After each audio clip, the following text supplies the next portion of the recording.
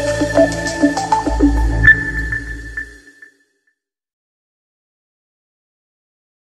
Everyone, आज हम लोग कंप्यूटर प्रोग्रामिंग के रिकर्जन सीरीज में एक बहुत ही फेमस प्रॉब्लम को डिस्कस करने वाले हैं। ये सिर्फ ना एक प्रॉब्लम है बल्कि एक पैटर्न है, मतलब ये एक कई आगे की प्रॉब्लम्स का एक बेस प्रॉब्लम है। इसको बहुत ध्यान से आपको समझने की ज़रूरत है।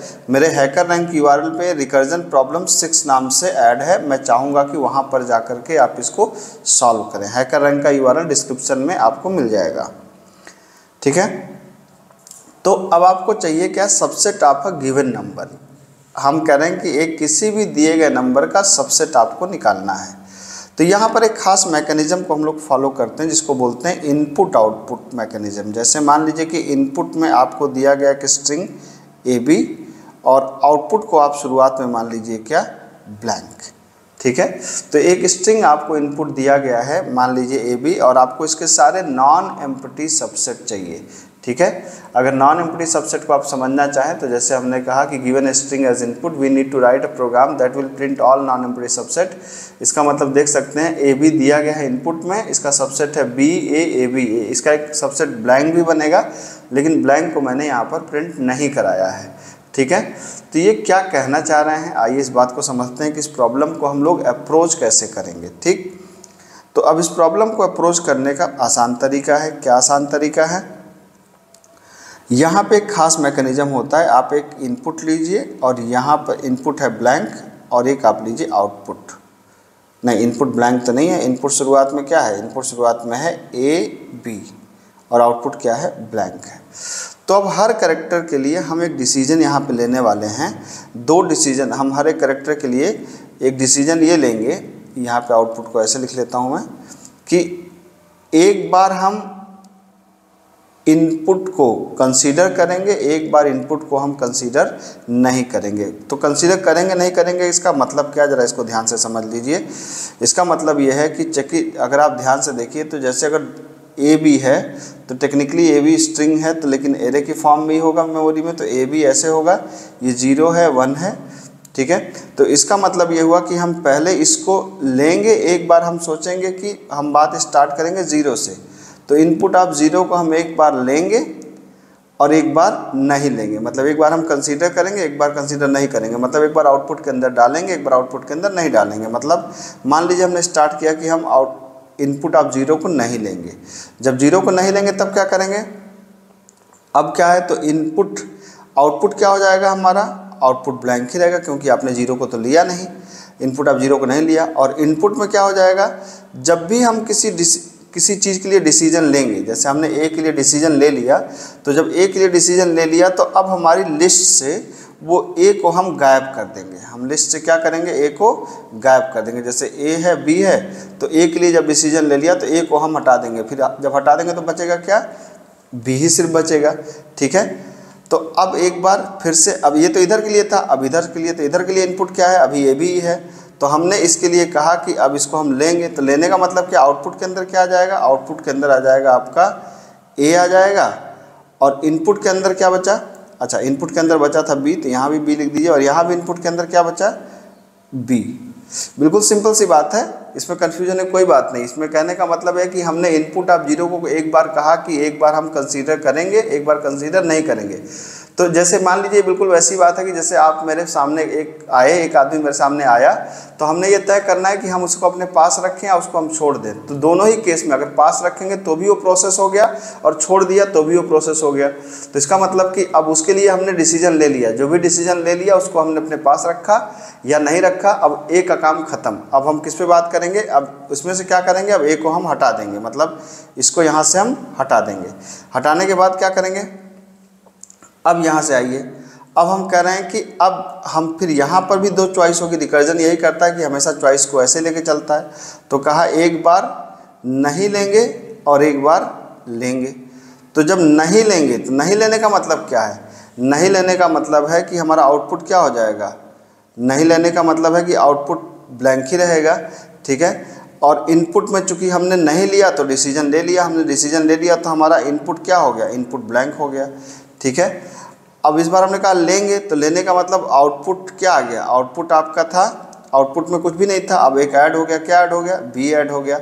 इनपुट में चूंकि बी के लिए डिसीजन ले लिया तो बी यहाँ से चला गया, ठीक है। अब यहाँ पे देखिए, अब यहाँ पे क्या किया हमने कि एक बार कहा कि इसमें भी यही चीज़ कहेंगे, एक बार कहा कि नहीं लेंगे। जब नहीं लेंगे तब क्या होगा, आउटपुट के अंदर क्या आएगा, आउटपुट के अंदर आप देख सकते हैं क्या आ गया, चूंकि नहीं लेंगे तो आउटपुट के अंदर जो पहले से पड़ा हुआ है, पहले से यहाँ क्या पड़ा हुआ है, ए पड़ा हुआ है, तो बस वही उठा के यहाँ पे रख दीजिए। और इनपुट के अंदर क्या हो गया, इनपुट के अंदर हो गया कि चूंकि हमने बी के लिए डिसीजन ले लिया तो अब बी को हटा दीजिए, ये हो गया ब्लैंक। अब एक बार हमने कहा कि लेंगे, लेने का मतलब क्या है, लेने का मतलब ये है कि आउटपुट में जो पहले से था उसके साथ में इनपुट आप 0 को ऐड कर दीजिए, तो ए के साथ आपने बी को ऐड कर दिया और इनपुट में अब क्या बचा आपके पास, इनपुट में बचा आपके पास ब्लैंक, ठीक है। तो इसका मतलब अब ध्यान से देखिए कि अब यहाँ पर सारे इनपुट क्या हो गए, ब्लैंक हो गए। और ये जो मिला है हमको, ये जो लाइन मिली है इसमें देखिए क्या है, ब्लैंक बी ए बी, यही मिला है, ब्लैंक बी ए और ए बी।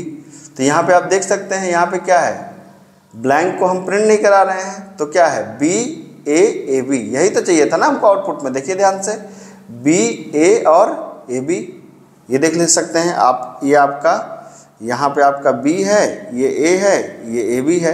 और अच्छा आउटपुट कब मिल रहा है, आउटपुट आपको तब मिल रहा है जब इनपुट में क्या है, इनपुट में आपको यहाँ पर ये इनपुट में सारे इनपुट क्या हो गए हैं, ब्लैंक हो गए हैं, ठीक है। तो आइए अब हम लोग इस प्रॉब्लम को सॉल्व करते हैं। इस प्रॉब्लम को हम लोग सॉल्व करते हैं C++ से। किस तरीके से सॉल्व कर सकते हैं, तो जाहिर सी बात है कि अगर आप इसको C++ से सॉल्व करना चाहते हैं तो आपको C++14 चूज करने के बाद आपको यहाँ पर भी मेन के अंदर क्या लेना चाहिए, एक स्ट्रिंग यहाँ पे अवेलेबल है, इनपुट है और एक है हमारे पास आउटपुट, और आउटपुट की वैल्यू क्या थी, ब्लैंक थी। स्ट्रिंग इनपुट को आप रीड कर लीजिए, आप कहिए सी इन क्या इनपुट। उसके बाद आपको क्या करना है, आपको यहाँ पर मान लीजिए फंक्शन का नाम सॉल्व है, तो सॉल्व फंक्शन के अंदर आपने पास कर दिया इनपुट और आउटपुट को आपने पास कर दिया, ठीक है। उसके बाद आपको क्या करना है कि जैसे यहाँ पर आपने कहा कि वाइड सॉल्व फंक्शन को आपने कॉल कर लिया और यहाँ पर आपने क्या कर दिया कि आपने पास कर दिया स्ट्रिंग इनपुट कामा स्ट्रिंग आउटपुट, ठीक है।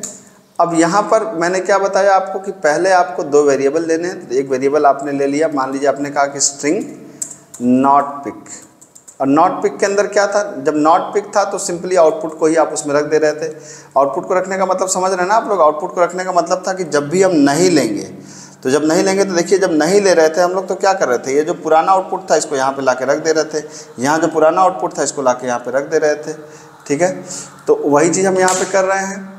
और जब पिक करेंगे तब क्या करेंगे, स्ट्रिंग पिक इक्वल टू क्या करेंगे, जब पिक कर रहे हैं तो हम लोग क्या कर रहे हैं, जब पिक कर रहे हैं तो हम लोग इनपुट के ज़ीरो को, इनपुट के ज़ीरो का मतलब जो भी हमारा इनपुट का ज़ीरो है इसको उठा करके हम लोग यहाँ पर रख दे रहे हैं।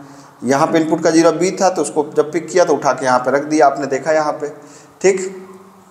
तो जब पिक किया तब क्या किया, हमने कहा आउटपुट प्लस इनपुट का ज़ीरो, ये आपने यहाँ पे रख दिया इसको। उसके बाद उस स्ट्रिंग से हटाना है, तो उस स्ट्रिंग से मतलब इनपुट स्ट्रिंग से हमें उस इनपुट ऑफ ज़ीरो को हटाना है। ये जो मैं बात कर रहा था यहाँ पे कि यहाँ से इनपुट ऑफ ज़ीरो को हटाना है, तो हटाने के लिए क्या होता है, हमारे पास एक फंक्शन होता है C++ में सबstr नाम से। तो आप यहाँ पे क्या कर सकते हैं कि input equal to input dot सबstr, यहाँ पे आप कर दीजिए 1। तो सबstr1 का क्या मतलब हुआ, सबstr1 का मतलब ये हुआ कि आपने कहा कि इस 1 को हटा करके ये जो बाकी है इस बाकी को डाल दो, मतलब 1 का मतलब ये जीरो वाले कैरेक्टर को हटा दो, ठीक है। इस जीरो वाले कैरेक्टर को हटा दो, 1 से बाकी डाल दो, ये उसी तरीके से इस जीरो वाले को हटा दो, 1 से डाल दो बाकी। अब क्या करना है, अब दो रिकर्सिव कॉल है, तो आपने सॉल्व फंक्शन के अंदर क्या कर लिया, एक बार पास किया इनपुट और नॉट पिक, और एक बार आपने कॉल कर लिया सॉल्व फंक्शन इनपुट और पिक। तो एक बार आपने कहा नॉट पिक, एक बार आपने कहा पिक। अब यहाँ पे क्या करेंगे, एक चीज़ और चेक करेंगे कि यदि भाई हमको क्या चेक करना है, बेस कंडीशन। बेस कंडीशन क्या कह रही थी, बेस कंडीशन कह रही थी कि अगर इनपुट का ज़ीरो मतलब इनपुट अगर क्या हो जाए, जब ब्लैंक हो जाएगा तो हमें अपना आउटपुट प्रिंट कराना है। तो वही चीज़ यहाँ पे लिख दीजिए कि यदि input dot length is equal to 0, तब क्या प्रिंट करा दें, तब आप आउटपुट को प्रिंट करा दीजिए, आपका ये सी आउटपुट प्रिंट हो जाए, ठीक है। लेकिन अब यहाँ पर भी एक दिक्कत आने वाली है, मैं चाहता हूँ कि उस दिक्कत को आप पहले देखें। आइए एक बार देखते हैं कि सब सही है कि नहीं सही है। अब ये हमने एक बार कोड को रन करा दिया, ठीक है। तो आप देख सकते हैं कि मेरा आउटपुट क्या आया है, BAAB, और एक्सपेक्टेड भी यही चाहिए, तो आउटपुट तो सेम है। फिर दिक्कत क्या है, दिक्कत है कि यहाँ पे हमको क्या चाहिए, ये ब्लैंक चाहिए। तो अब इस ब्लैंक के लिए हमको क्या करना पड़ेगा, इस ब्लैंक के लिए हमको यहाँ पे ये करना पड़ेगा कि हम यहाँ पे कंडीशन लगानी पड़ेगी कि हमारा आउटपुट तभी प्रिंट हो यदि output not equal to blank हो, तभी आउटपुट हमारा प्रिंट हो, अदरवाइज नहीं प्रिंट हो। तो बस इसको आप इसके अंदर लगा दीजिए, इसको रन करा दीजिए, ठीक है। ये आपका आउटपुट प्रिंट हो गया, ठीक है। टेस्ट केस पास हो गए। तो होपफुली आपको ये बात समझ में आई होगी। मेरे हैकर रैंक URL पे ये कोड अवेलेबल है, मतलब ये प्रॉब्लम अवेलेबल है। आप इसको सॉल्व करिए और एंजॉय करिए। Thank you.